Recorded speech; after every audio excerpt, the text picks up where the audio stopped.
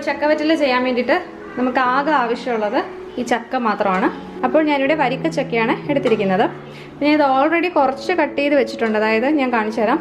ഇതിൻ്റെ ഈ 2 ഭാഗം കണ്ടോ, ഈ അറ്റത്തെ 2 സൈഡിലും നല്ല കട്ടി കണക്കാണ് ഇരിക്കുന്നത്, നല്ല തണ്ട് പോലെയാണ് ഇരിക്കുന്നത്. അപ്പോൾ അത് ഞാൻ ഓൾറെഡി കട്ട് ചെയ്ത് മാറ്റിയിട്ടുണ്ട്. ഇനി വറ്റലിൻ്റെ ആ ഒരു രീതിയിൽ നമുക്ക് കട്ട് ചെയ്തിട്ട് എടുക്കണം. അപ്പോൾ ആ ഒരു ഷേപ്പിൽ ഞാൻ കട്ട് ചെയ്യുന്നത് കാണിച്ചത്. അപ്പോൾ പ്രത്യേകിച്ച് ഇതിനകത്ത് പണിയൊന്നുമില്ല, വേറെ ഇൻഗ്രീഡിയൻസ് ഒന്നുമില്ലല്ലോ. നമ്മൾ വറുത്ത് കഴിഞ്ഞതിന് ശേഷം അവസാനം ഞാൻ ഇതിനകത്ത് ഉപ്പ് വിതറി കൊടുക്കത്തതേ ഉള്ളൂ. പിന്നെ ഇതിൽ മഞ്ഞൾപ്പൊടി ചേർക്കേണ്ട ആവശ്യമില്ല. ഓൾറെഡി നിറം ഉള്ള ചക്ക ആയതുകൊണ്ട്, കുറച്ച് നിറം വീണ ചക്ക ആയതുകൊണ്ട് മഞ്ഞൾപ്പൊടിയുടെ ആവശ്യമില്ല. അപ്പം ആകെപ്പാടെ നമുക്ക് ഈ ഒരു ചക്കയുടെ ആവശ്യം മാത്രമേ ഉള്ളൂ. അപ്പം ഞാൻ കരുതി നിങ്ങൾക്ക് കട്ട് ചെയ്യുന്നത് തൊട്ട് കാണിച്ചു തരാമെന്ന്. അപ്പോൾ നമുക്കിനി വറ്റലിന് വേണ്ടിയിട്ടുള്ള രീതിയിൽ ഈ ചക്കയൊന്ന് കട്ട് ചെയ്തിട്ട് എടുക്കാം. അപ്പോൾ ഒരു ചക്ക ഇങ്ങനെ എടുക്കാൻ, എന്നിട്ട് നമുക്ക് നീളത്തിൽ കട്ട് ചെയ്ത് വിടാം.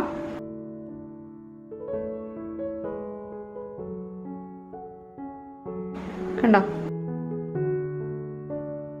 നീളത്തിലാണ് ഇതിൻ്റെ ഈ വറ്റലിൻ്റെ ആ ഒരു രീതി ഷേപ്പ് ഇരിക്കുന്നത്. എല്ലാവർക്കും അറിയാവുന്ന കാര്യമാണ്, ഞാൻ പിന്നെ ജസ്റ്റ് കാണിച്ചെന്നേ ഉള്ളൂ. നമുക്കിതുപോലെ എല്ലാ ചക്കയും ഇങ്ങനെ കട്ട് ചെയ്തിട്ട് എടുക്കാം.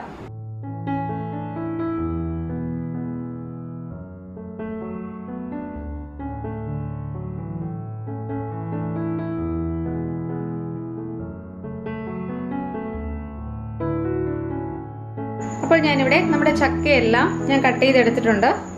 നീളത്തിലാണ് കട്ട് ചെയ്തത്, കണ്ടോ. ഇനി നമുക്കത് വറുത്തെടുക്കാം.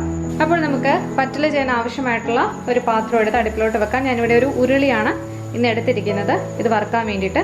എന്നിട്ട് ഈ ഉരുളി ചൂടായി കഴിയുമ്പോൾ വറ്റൽ വറുക്കാൻ ആവശ്യമായിട്ടുള്ള എണ്ണ ഇതിലോട്ട് ഒഴിച്ചു കൊടുക്കാം. ഞാൻ വെളിച്ചെണ്ണയാണ് ഒഴിച്ചു കൊടുക്കാൻ പോകുന്നത്. ഇന്ന് നമ്മൾ വെളിച്ചെണ്ണയിലാണ് ചക്കവറ്റൽ തയ്യാറാക്കാനായിട്ട് പോകുന്നത്. അപ്പോൾ ഈ ഉരുളി ഒന്ന് ചൂടായിട്ട് വരട്ടെ കേട്ടോ. അപ്പോൾ നമ്മുടെ ഉരുളി ഇവിടെ ചൂടായിട്ട് വന്നിട്ടുണ്ട്. ഇനി ഇതിലോട്ട് ആവശ്യത്തിന് വേണ്ട വെളിച്ചെണ്ണ ഒഴിച്ചു കൊടുക്കാം. അപ്പോൾ ഞാനിവിടെ എണ്ണ ഒഴിച്ചു കൊടുത്തിട്ടുണ്ട്. ഇനി എണ്ണ ചൂടായി കഴിയുമ്പോൾ നമുക്ക് നമ്മൾ കട്ട് ചെയ്ത് വെച്ചിരിക്കുന്ന ചക്ക കുറച്ച് വീതം ഇട്ട് കൊടുത്തിട്ട് വറുത്തെടുക്കാം.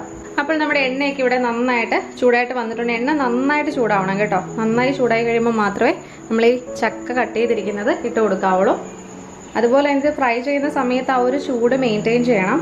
നമുക്ക് ചക്ക ഈ എണ്ണയിലോട്ട് ഇട്ട് കൊടുക്കാം.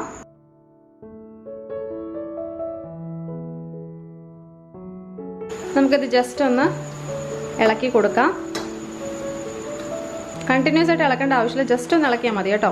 അപ്പോൾ ചൂട് മെയിൻറ്റെയിൻ ചെയ്യണം. നമ്മൾ ഈ വറുക്കുന്ന ടൈമിൽ ചൂട് മെയിൻറ്റെയിൻ ചെയ്യണം. ലാസ്റ്റ് നമുക്ക് ആ ഒരു ക്രിസ്പിനെസ് ഫീൽ ചെയ്യുക. ആ സമയത്ത് നമുക്ക് എണ്ണയിൽ നിന്ന് കോരി മാറ്റാം. കളറ് ചെറുതായിട്ട് മാറി വരുന്നുണ്ട്. വറ്റൽ ശരിയായി വരുന്നതേ ഉള്ളൂ, കുറച്ചുകൂടെ ആവാനുണ്ട്. അപ്പോൾ നമ്മുടെ വറ്റലൊക്കെ ഇവിടെ റെഡി ആയിട്ട് വന്നിട്ടുണ്ട്. നമുക്കിത് എണ്ണയിൽ നിന്ന് കോരി മാറ്റാം. ഞാനൊരു സ്ട്രെയിനറിലോട്ടാണ് കേട്ടോ മാറ്റുന്നത്.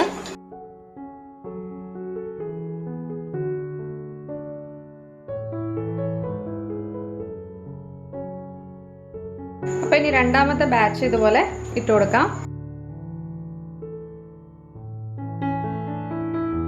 അപ്പൊ ഇത് നമുക്ക് നേരത്തെ പോലെ തന്നെ വറുത്തെടുക്കാം കേട്ടോ.